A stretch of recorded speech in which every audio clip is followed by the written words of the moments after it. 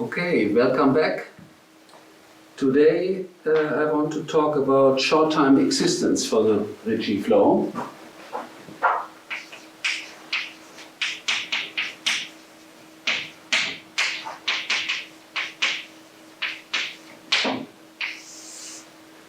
And so we want to study, given a smooth Riemannian metric on a smooth compact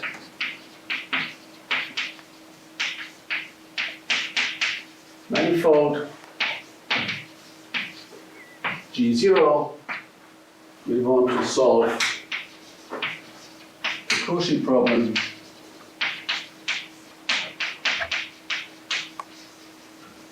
ddt of Gij of t equals minus 2 times Ricci ij of g of t on the manifold across some possibly small time interval with initial data Gij at 0 given by our initial metric. And as we already saw, this is a quasi-linear parabolic system. Well, we didn't see the parabolicity, that's what we saw sort of intuitively, but we have to get a precise notion of parabolicity. So this is a quasi-linear system. And the key point is what does parabolic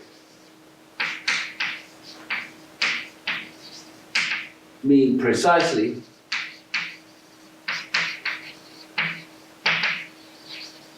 And how can we use it to prove the existence? And how can it be used to prove existence?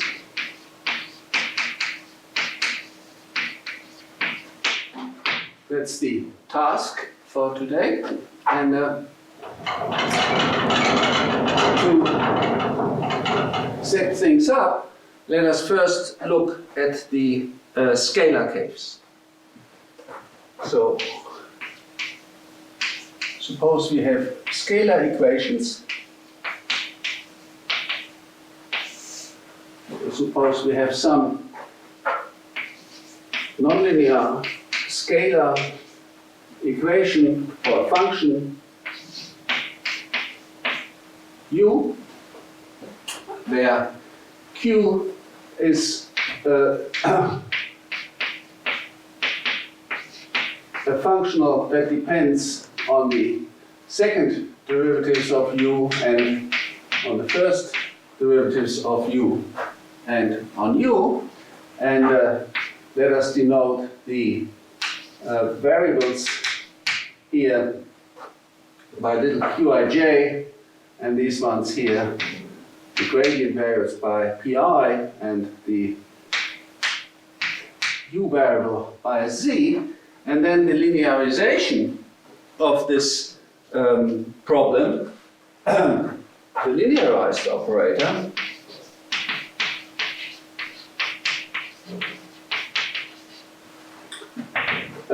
is given by LH, where we take dq with respect to the second derivatives at u and apply it to the second derivatives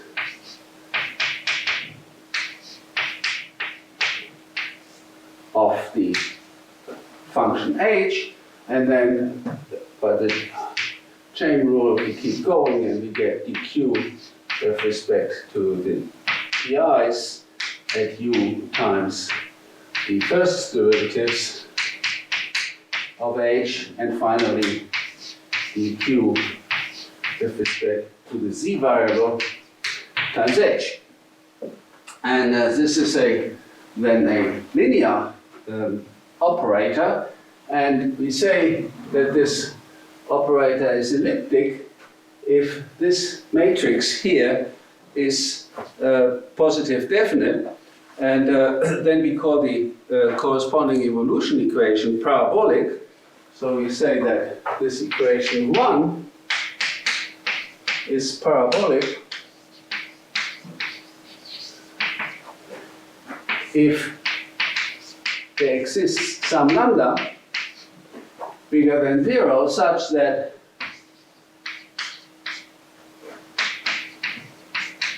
this leading term here, we only look at the leading term, if this dqij at u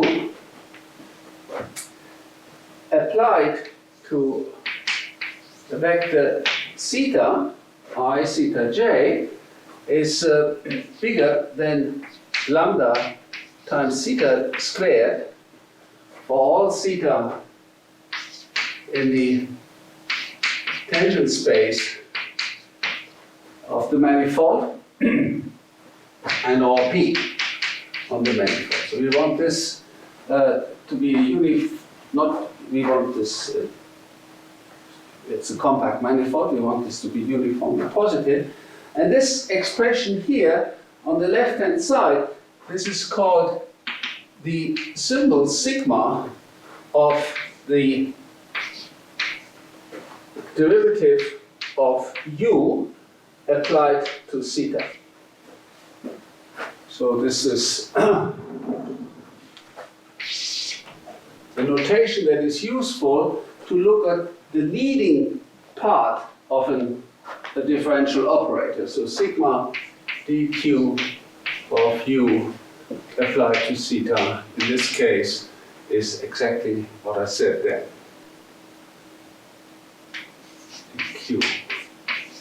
dqij at u times theta I theta j. The symbol of q of dq of u applied in direction theta.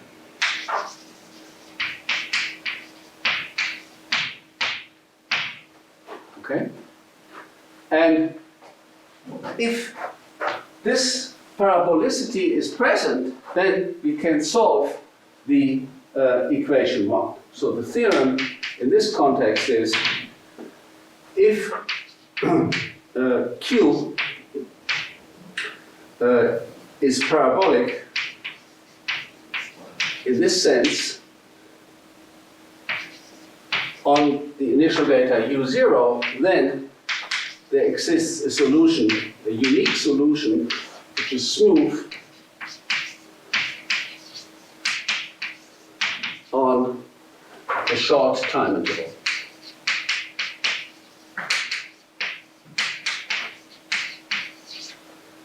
Zero less than t. So that's our blueprint for the scalar case.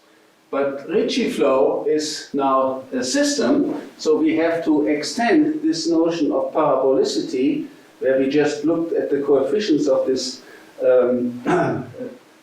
linearized equations and just had to deal with one single matrix and needed all the eigenvalues of this matrix, and in this case it's even a symmetric matrix, so it's a real eigenvalue, and we needed this real eigenvalue to be positive. So now we have to extend this notion to general systems.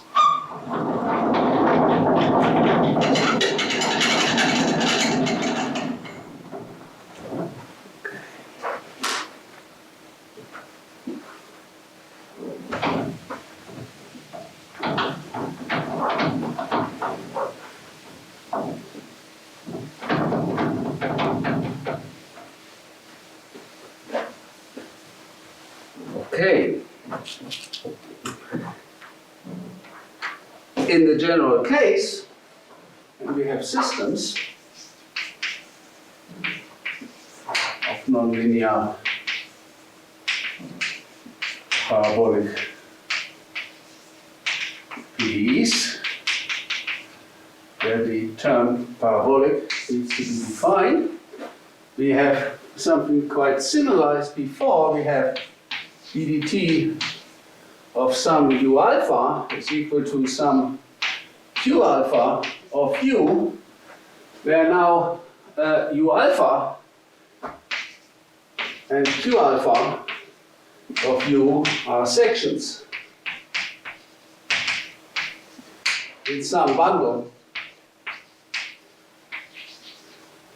P over our manifold, and in our case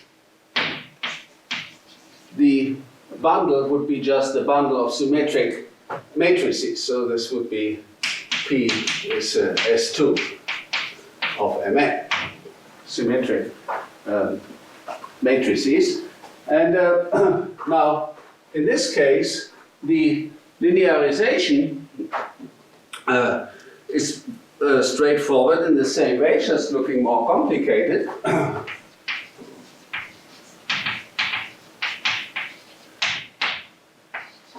So Q here will, for simplicity, we just assume it to depend on the second derivatives and on the first derivatives. Like we know, the Ricci tensor only depends on the second derivatives of the metric and on the first derivatives of the metric. Well, and on the metric as well, but not explicitly on x. Then we get, in this case, that L of H, which I want to be the linearization of Q at some u applied to H, and here we take the ij component of this.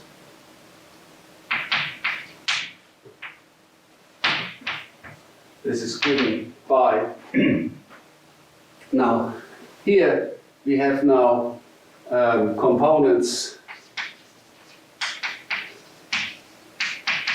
are Q ij depending with an extra index alpha, and similar to the PIs with an extra index alpha, and the Z with an extra index alpha.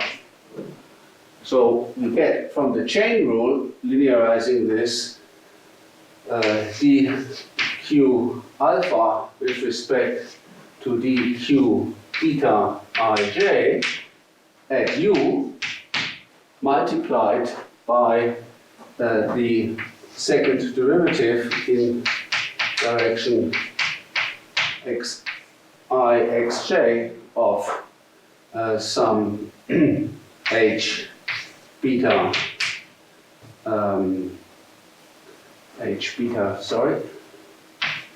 kl h beta kl. I get this right?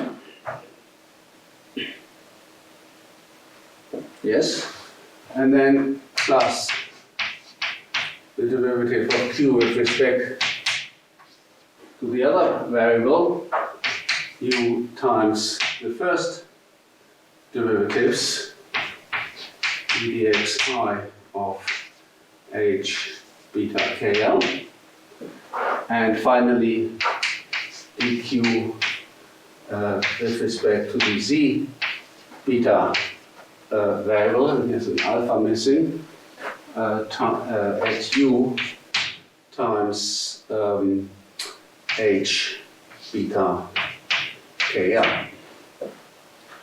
And now the key term that determines the parabolicity will be this thing.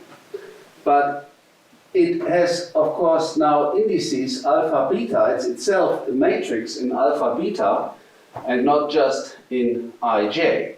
So now we define the symbol in the following way, and parabolicity. So the symbol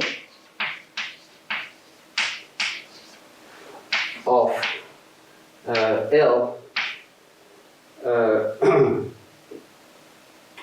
equals dq at u in direction theta in Tpmn is defined as, and now we take sigma dq of u of theta applied to h supposed to be dq alpha with respect to dq beta ij at u. And now we replace these derivatives by theta I, theta j, and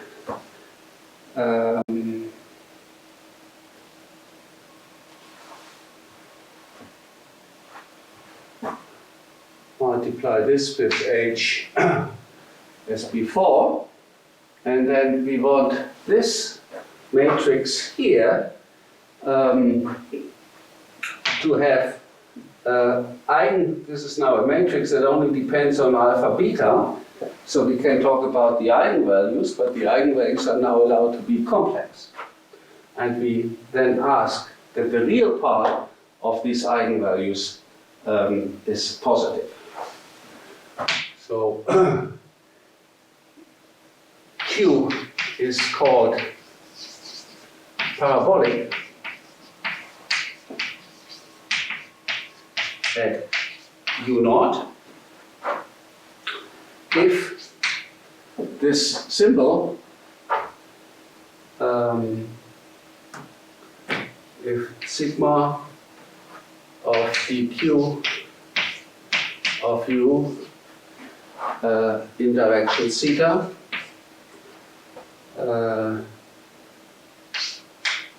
as a matrix has all eigenvalues with real part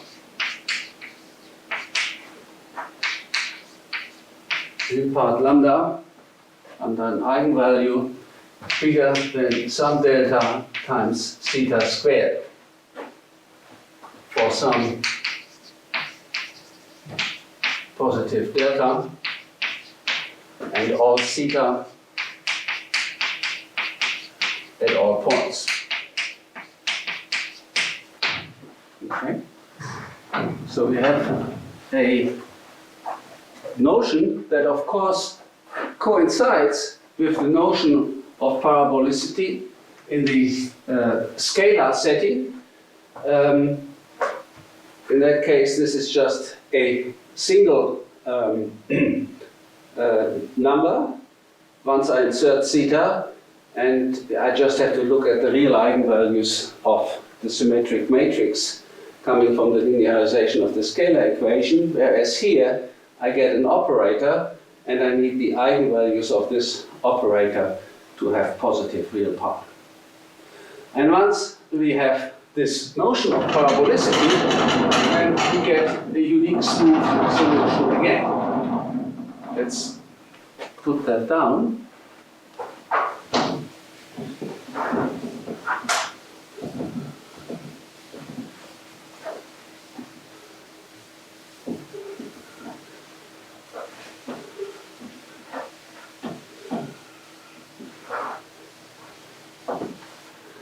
So this is a classic result in the literature. So, for example, you find this in the book by Eidelman, Parabolic Systems.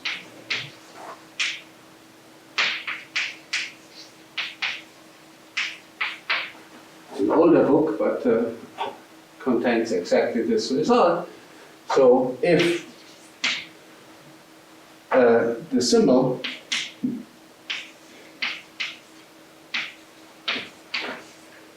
of dqu is as above, say dq u naught,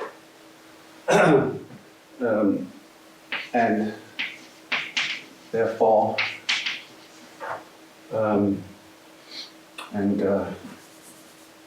q and u naught is parabolic.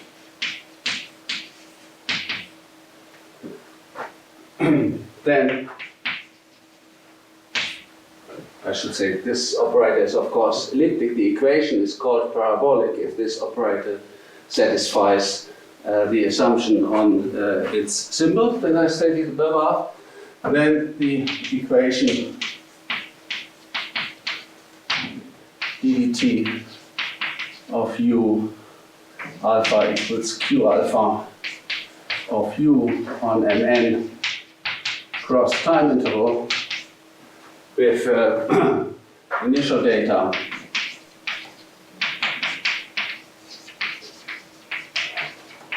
u naught has a smooth solution for short time.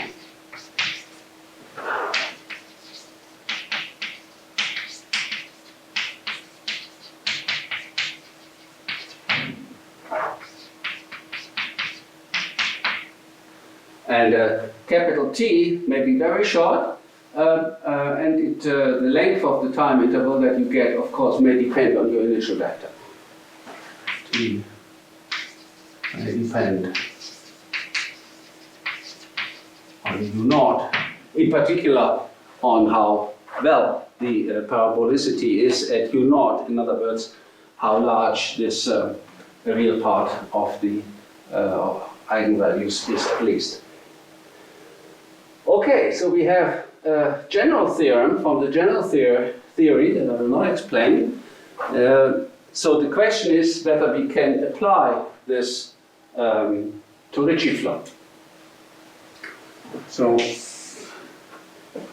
now the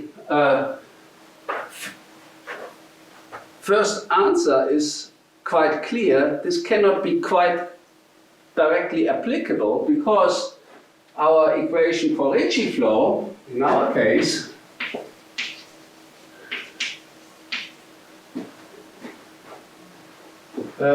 ddt gij equals minus 2 rij. This equation is invariant under diffeomorphisms. So we expect some trouble coming from that fact. It's invariant under diffeos. So we expect some degeneracy. And it will be important now to work out what that degeneracy is. Therefore, we have to work out now the linearization and see what the symbol is of this linearization and see what the eigenvalues are. So compute the linearization.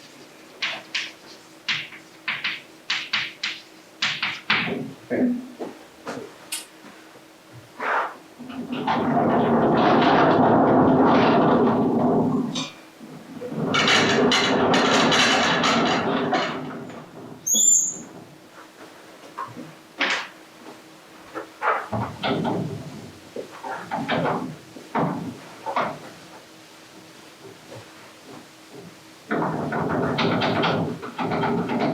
Now we had this formula for the Riemann tensor in terms of the metric, and if you just take that formula, look it up, and take the trace in order to get the Ricci tensor, then we get in the Ricci flow case we have that minus 2 times the Ricci curvature. Let's put an index k here. This comes from taking the trace of the corresponding terms in the Riemann tensor. In the Riemann tensor, we had these two terms involving derivatives of the Christoffel symbols, which involve then therefore second derivatives of the metric, and we had these two terms involving products of Christoffel symbols, which only involve first order terms. Now we know that we only have to concentrate on the second order terms. So let me write down the second order terms that you get from differentiating the Christoffel symbols. You get d2 GIK with respect to dx dxl, then you get d2 GIL with respect to dx dxj. And then you get the g second derivatives of gkj with respect to dxi and dxl. And finally you get plus the second derivatives of gjl with respect to dxi and dxk. And all the other terms are lower order terms. In fact, they are quadratic terms in the first derivatives of the metric. So in this case, because the Ricci tensor is quasi-linear, this appears as linear in the second derivatives of the metric, so it is particularly easy to compute the symbol. Namely, we just have to replace here really the second derivatives by quadratic terms in the zetas. So we get the symbol of the derivative of our right-hand side of the equation at a metric h in direction zeta of a variation HIK. So this here is our Q. We get from here that we get GKL, and then here we just get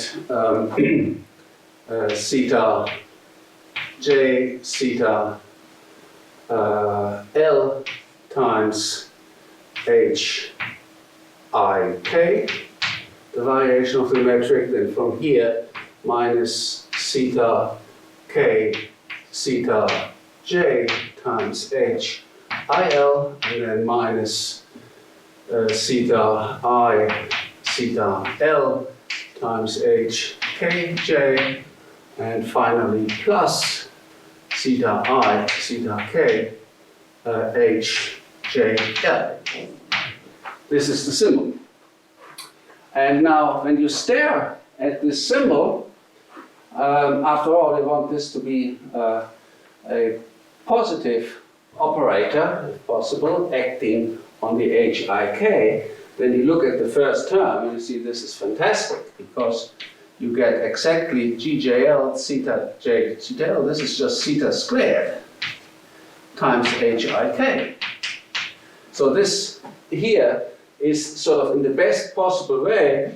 Here it looks like every eigenvalue is equal to a real number of 1, and it's acting just by multiplication with theta squared on HIK. So this is sort of like the Laplacian. GJL, this first term is a Laplacian on the metric, and therefore you get this nice term. So the question is whether all these other terms somehow now are possibly messing up the situation. So we get plus GJL times theta I theta K HJL minus theta K theta J HIL minus theta I theta L HKJ.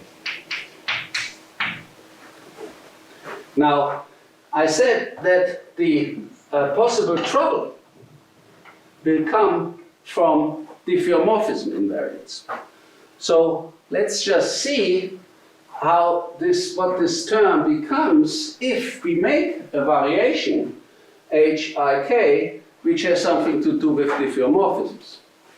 So if the metric varies along diffeomorphisms phi of t with speed dt phi of t equals some vector field x, then we know that the Lie derivative of the metric with respect to the vector field x, components ij, are just given by the covariant derivative of xj and symmetrized gradient j, xi. It's well known. This is how the metric changes under the flow of diffeomorphisms. Now, at the linearized level, when you replace derivatives where a derivative turns into multiplication by zeta, this suggests that we should try here. So, try here a variation Hik equal to zeta I xk plus zeta k xi for such a vector field x. Now if we do that, just do the computation, and you see that GJL times minus zeta k, zeta j times Hik, and now I insert here zeta I xk plus zeta k xi minus, oops, I got zeta I, I get, sorry, zeta I, k, j, zeta I, k. You see, I took the first, and then this is an IL and an LI. That's the, I took this term first, and then I get a plus here, zeta I, zeta k times xj zeta L plus xl zeta j, and you get one more term with a minus sign. You get minus zeta I zeta L times xi zeta k plus xk zeta I. Okay? And now you see there are some cancellations, namely the only ones that here the XL term cancels with this XL term, and the CJ term here. Let me see this. There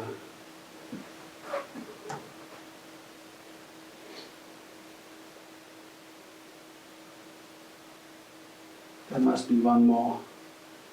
Well, let me write what I want to get. I get minus G JL times zeta J zeta L times xi zeta k plus xk zeta I, because this is the terms that's this term here, and that is this term here. I think I made the mistake here. Okay, J. This should be a J, and then this term here cancels with that, and the one that I'm missing here is the xk xi. So this equation is correct. Okay? But now you see, this here is exactly minus theta squared times hik. So we get exactly the negative of what we get here at the front. So the sigma in direction of this variation hik, we have exactly this term cancelling out that term, and we get sigma to be 0. So this is exactly the degeneracy we're looking for. We have some 0 eigenvalues, and the 0 eigenvalues come exactly from variations in directions of diffeomorphisms of the manifold.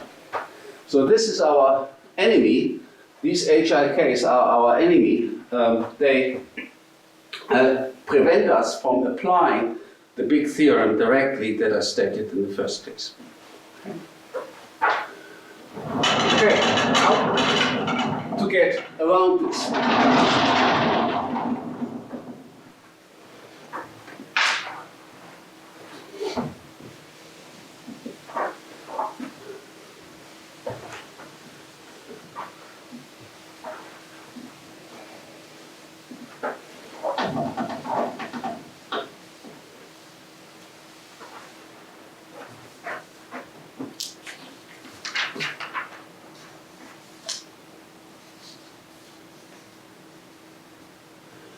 So we need to remove the diffeomorphism freely.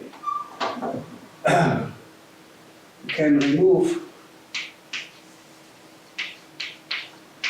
the diffeomorphism in 2 ways.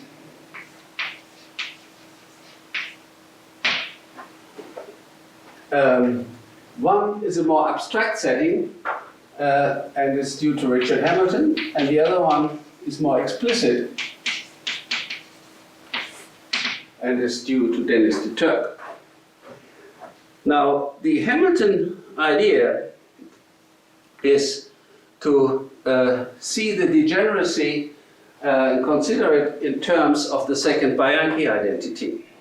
From Hamilton's point of view, the degeneracy in the Ricci tensor is represented by the fact that the Ricci tensor satisfies the second Bianchi identity, and by studying the second Bianchi identity appropriately, we can remove the degeneracy. So notice that the second contracted Bianchi identity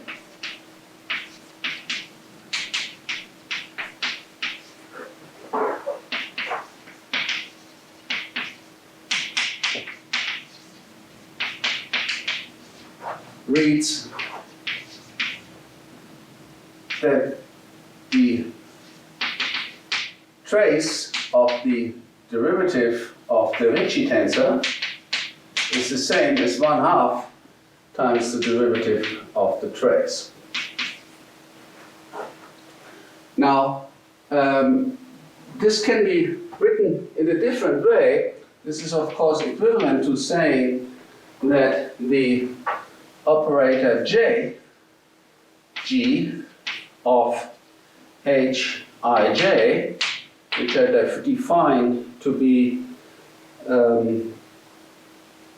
G KL of gradient K H L I minus 1/2 gradient K H gradient I H K L. That this operator applied to Ricci is 0. So then J G of our Q, our speed, minus 2 Ricci, is equal to 0. You can write it like this. And Hamilton calls this an integrability condition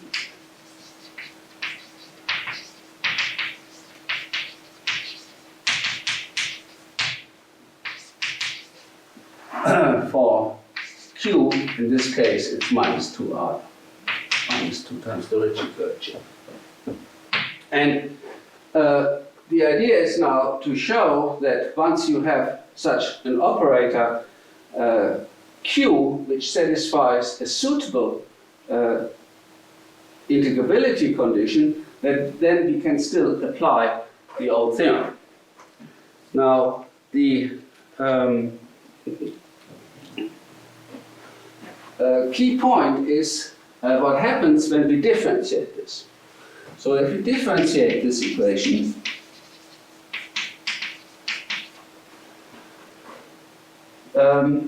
because we want to get some relation for the second derivatives, the metric, which involve our symbol. So if we differentiate this, we get 0 is the derivative of g applied to q, just a chain rule, plus j of g after dq of g. Now, when you look at this, you see that the derivative of when you apply j here, you're differentiating second derivatives. So you get third derivatives here, whereas when you differentiate here and multiply with q, you get at most second derivatives, because j of g only involves first derivatives of the variation. So this one here, this only leads to only first and second derivatives, whereas this one here involves third derivatives.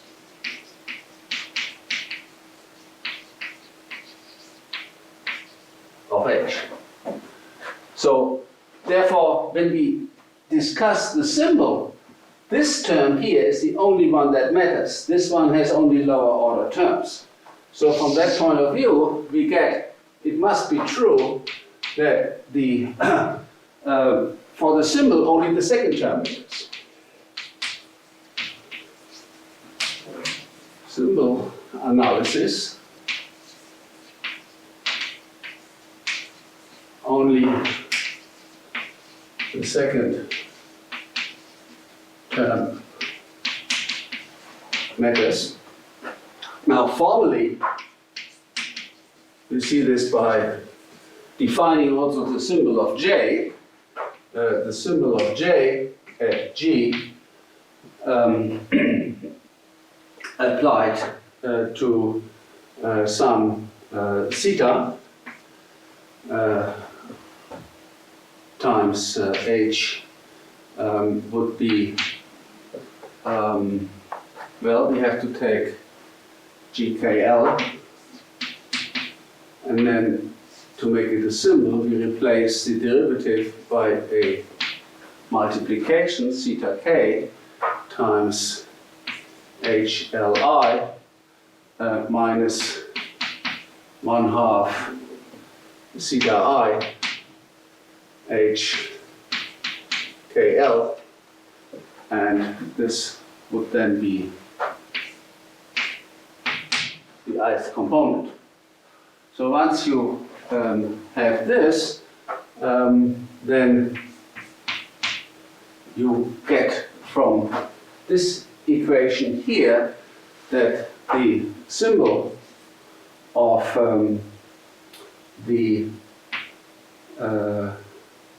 of j and g times the symbol of d of dq at g applied to theta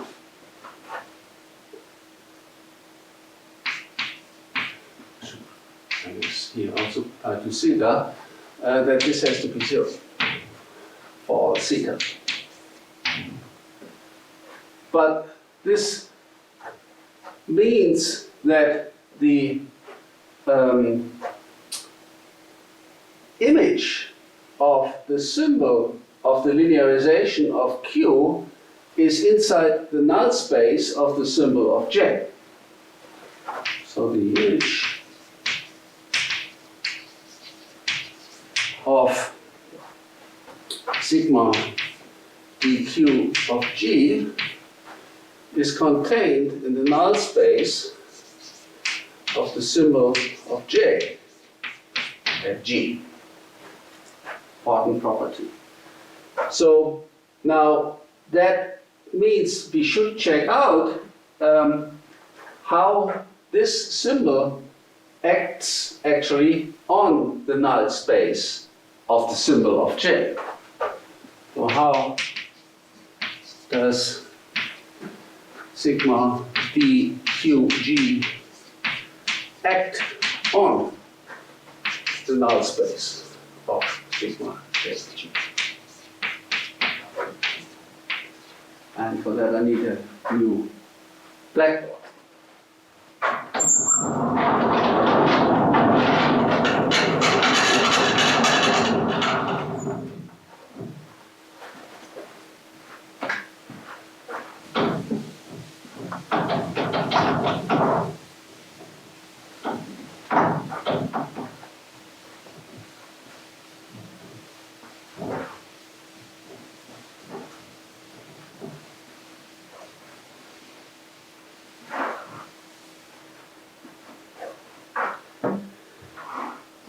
Okay.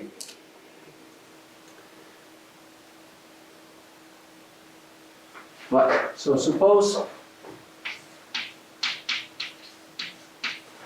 that we have such a variation, Hik, which is in the null space of the symbol of J and G. Well, what does that mean? It means that GKL of theta K H L I minus 1/2 theta I of HKL is equal to 0.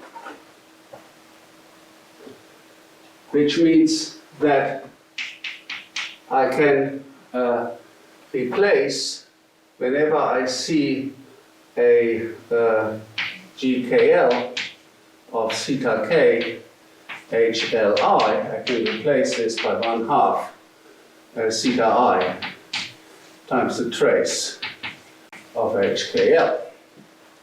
Well, we had previously on the board that the linearization had a certain formula. So previous formula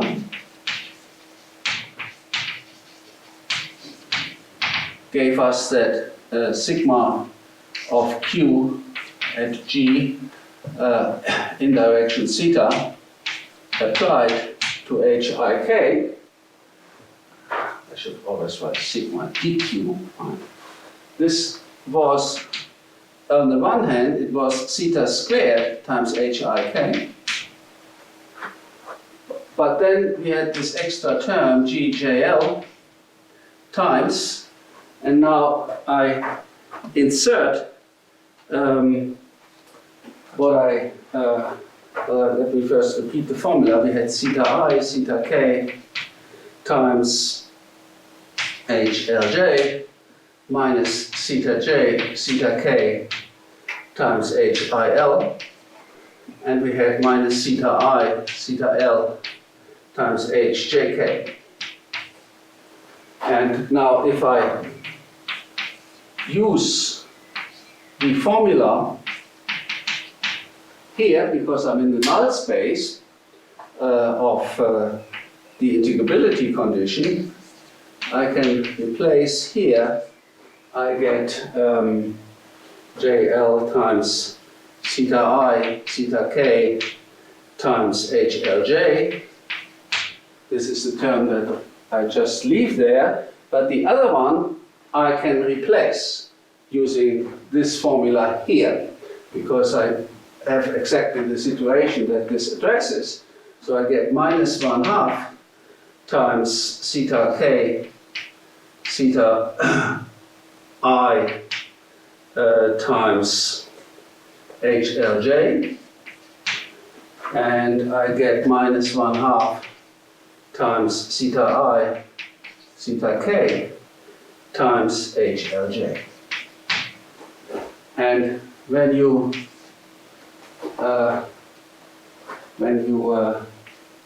stare at it, you see that these two 1/2 terms exactly cancel this, and we get just theta squared times HIK. So we have, on this null space, we have exactly achieved what we wanted. We've cancelled the bad terms, and we have something that acts by multiplication with theta squared. So let's formulate that as a proposition.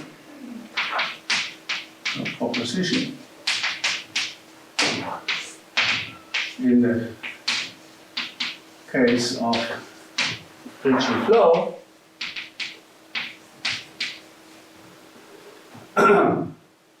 where Q is equal to minus 2 times the Ricci curvature of G,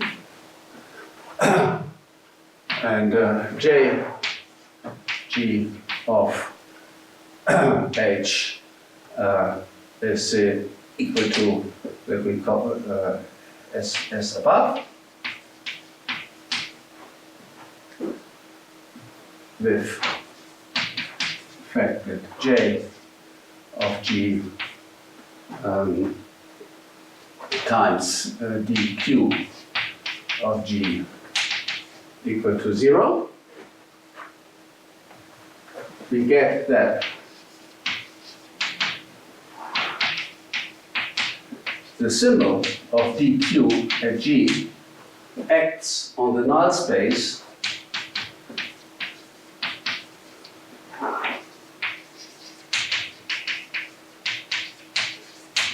of J, of the symbol of J of G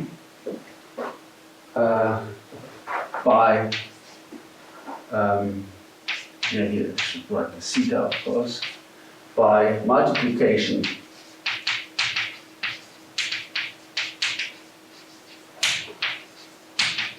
with theta squared.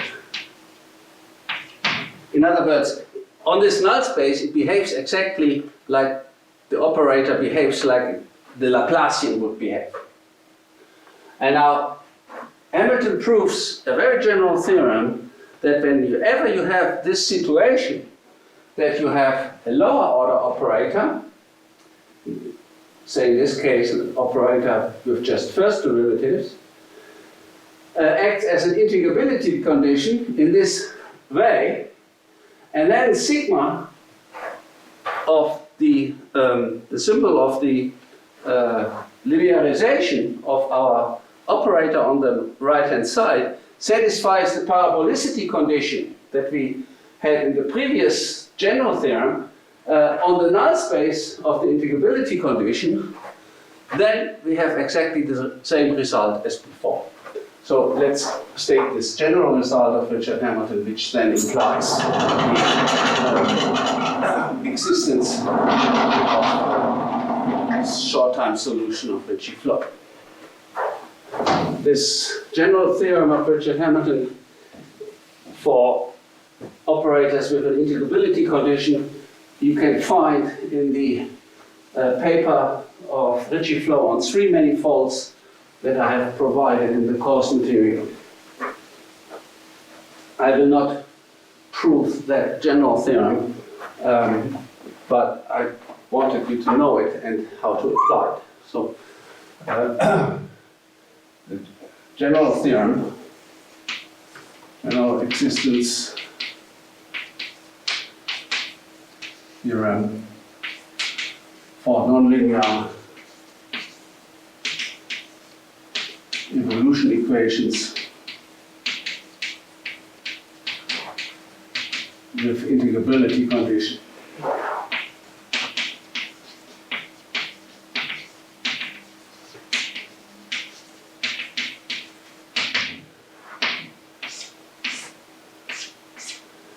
So consider as before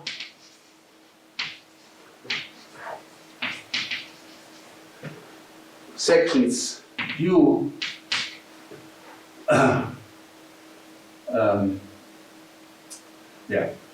consider a bundle over Mn, bundle of vector bundle over Mn with sections U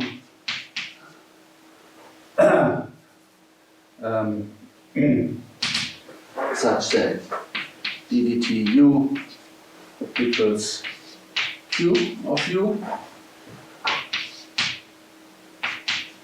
We have sections in this bundle, and we consider an evolution equation, and suppose Q is a second order operator, second derivatives, and J, G is an operator of first order at most.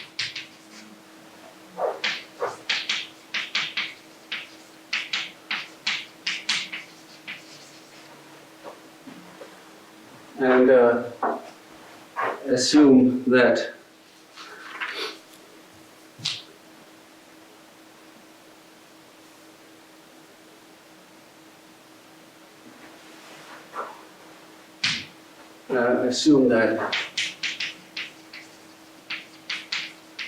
well, in the Ricci flow case, we had that J of U0, J of U after Q of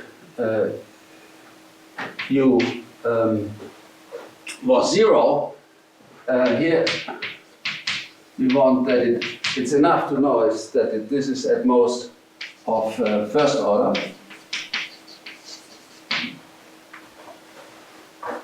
And here I guess, no, here we want J to be an operator of exactly first order, and then the composition is at most of first order, it may be 0, okay? So we want a first order differential operator, and assume that this is at most of first order.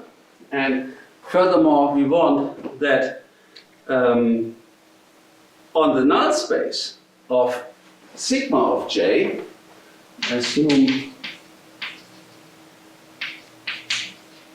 that on null space of sigma J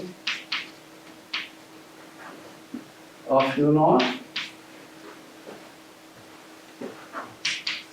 the operator sigma of dq at U naught theta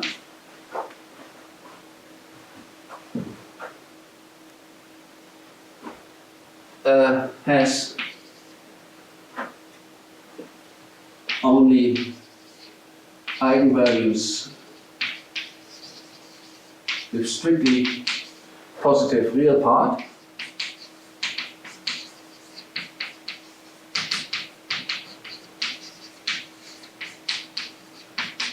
In our case, we even have eigenvalues exactly equal to theta squared. Only 1 times theta squared, only eigenvalues strictly positive real part. Then the evolution equation star has a unique, smooth solution on a short time interval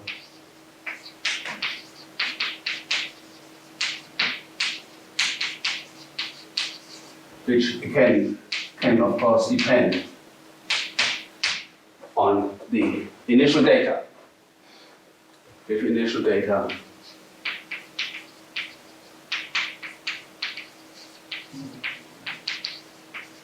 U0, where you computed the electricity of the operator and checked this positivity of the real part.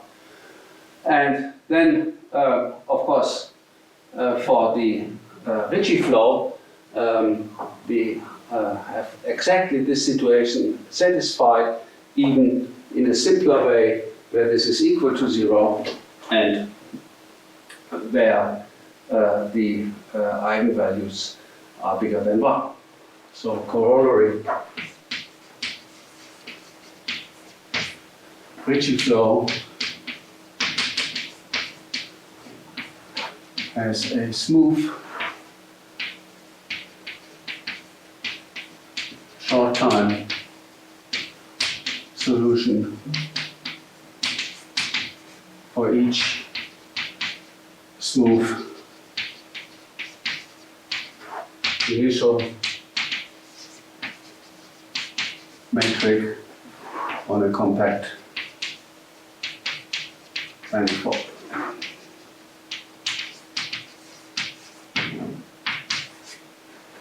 Okay, that gives us the theorem that we wanted, and in the next lecture I show you how to use the Turk trick, as it is called, to get around this in a more explicit, direct way, but you see how the Turk's idea is going to be related to these general statements of Richard Hammond. Okay, see you next time.